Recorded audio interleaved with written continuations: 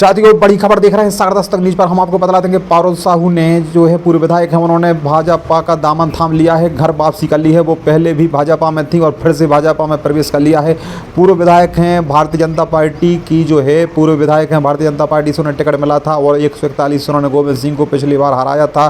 तो उसके बाद कांग्रेस में आ गई थी और कांग्रेस से फिर उन्हें टिकट मिला था, सुर्खी विधानसभा से ही टिकट मिला था और सुर्खी से वो चुनाव लड़ी थी, गोविंद सिंह के साथ ही चुनाव लड़ी थी। बस परिवर्तन इतना था कि गोविंद सिंह भाजपा में पहुंच गए थे और पारुल साहू कांग्रेस में चली गई थी। अब आपको हम ये बता दें, सीधी तस्वीरें आप देख पा रहे हैं, पारुल साहू ने भोपाल पहुंचकर सीएम के समीप और पूर्व सीएम शिवराज सिंह के समीप सदस्यता ले ली है। सीएम मोहन यादव ने उन्हें सदस्यता दिलाई। डॉक्टर मोहन यादव जो हैं मध्य प्रदेश के सीएम, उन्होंने पारुल साहू को जो दुपट्टा है भारतीय जनता पार्टी का वो उड़ाकर और उन्हें सदस्यता प्रदान की है। साथ में पूर्व सीएम शिवराज सिंह चौहान भी वहाँ मौजूद थे, उन्होंने भी उन्हें बधाई दी है इस प्रवेश पर। और जो है पूर्व गृह मंत्री नरोत्तम मिश्रा हैं, उन्होंने जो है वो भी वहाँ मौजूद थे और उन्होंने सदस्यता की पुष्टि की है, इन्होंने सदस्यता ग्रहण की है, उन्होंने बधाई भी दी हैं।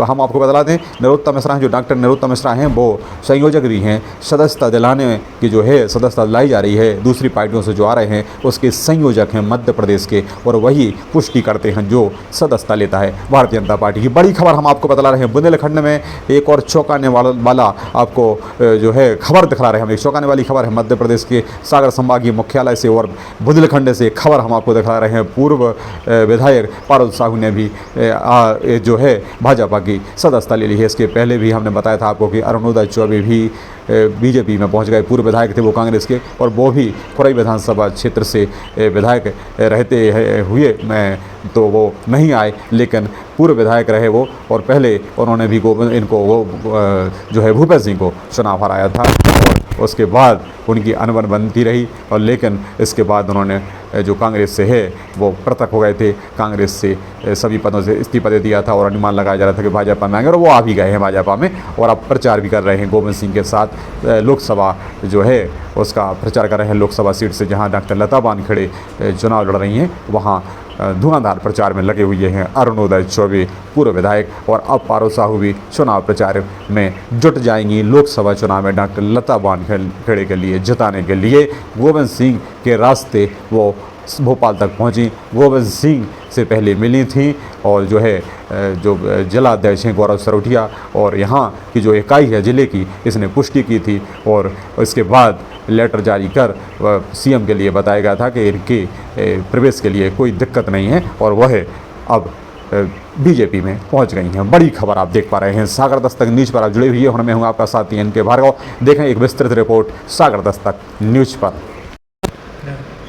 देख पा रहे हैं आप सीधी तस्वीरें किस तरीके से पारुल साहू हैं, उन्होंने भाजपा का दामन थाम लिया है। एक तरीके से हम कहें तो वह पुनः भाजपा में आई हैं, घर वापसी हुई है। वो कांग्रेस में किसी कारणवश पहुंच गई थी और उन्होंने कांग्रेस से जो है विधायक का चुनाव भी लड़ा था, लेकिन सीट वही रही थी, उनकी सुर्खी सीट रही थी। तो हम बता दें आपको ये बड़ी खबर जो आप देख पा रहे हैं सागर दस्तक न्यूज पर। पारुल साहू ने पहले इस्तीफा दिया, प्रदेश अध्यक्ष जीतू पटवारी जो है कांग्रेस के, उन्होंने इस्तीफा दिया, एक लाइन का इस्तीफा दिया था और उन्होंने जो है पहले कुछ नहीं कहा था, लेकिन अटकलें तेज थी कि वो भाजपा प्रवेश कर सकती हैं। जो है यहाँ के राजनेता हैं, जो सुर्खी विधानसभा से मंत्री हैं, कैबिनेट मंत्री हैं गोविंद सिंह राजपूत से भी पारुल साहू की मुलाकात हुई थी और उन्होंने भाजपा ज्वाइनिंग के लिए अपनी सहमति दी थी। पूर्व विधायक अरुणोदय चौबे जो हैं भाजपा ज्वाइन करने के बाद कांग्रेस में दूसरा झटका होगा। पारुल ने 2013 में भाजपा ज्वाइन की थी और उन्हें सुर्खी से विधानसभा का टिकट मिला था, चुनाव जीतकर भी विधायक बनी, परंतु 2018 में पार्टी ने उनका टिकट काट दिया, जिसके बाद उन्होंने कांग्रेस ज्वाइन कर ली और 2020 के उपचुनाव में सुर्खी से कांग्रेस के टिकट पर लड़ी, लेकिन उन्हें हार का सामना करना पड़ा था। हम बता दें आपको कि यहाँ प्रत्याशी वही थे लेकिन पार्टी बदल गई थी। पारुल जो भाजपा से लड़ती थी वो कांग्रेस से चुनाव लड़ी थी और गोविंद सिंह जो कांग्रेस से चुनाव लड़ते थे वो भाजपा से चुनाव लड़े थे। तो उस समय की अब हम आपको बता दें कि किस तरीके से चुनाव हुआ था। 2023 विधानसभा और 2024 के लोकसभा चुनाव में पार्टी से उन्हें टिकट नहीं मिला, जो कांग्रेस पार्टी है उसने टिकट नहीं दिया था और इसी की वजह से उन्होंने यह इस्तीफा दिया कांग्रेस से और भाजपा ज्वाइन की है। 8 अप्रैल को हम बता दें आपको, 8 अप्रैल को एक कार्रवाई हुई थी पुलिस द्वारा, उनके जो मायके पक्ष की जो होटल है उस पर कार्रवाई हुई थी। 8 तारीख को कार्रवाई हुई और 9 तारीख को उन्होंने जो है मुलाकात की नेताओं से, शैलेंद्र जैन है जो उनसे मुलाकात की थी, जो सागर के विधायक हैं भाजपा के, तो उनसे मुलाकात की थी। और इसको उन्हीं जो अटकलें हैं उनसे जोड़कर ही देखा जा रहा है कि जो वे बजाय जो कार्रवाई की गई थी उनके मायके पक्ष की जो होटल है उस पर।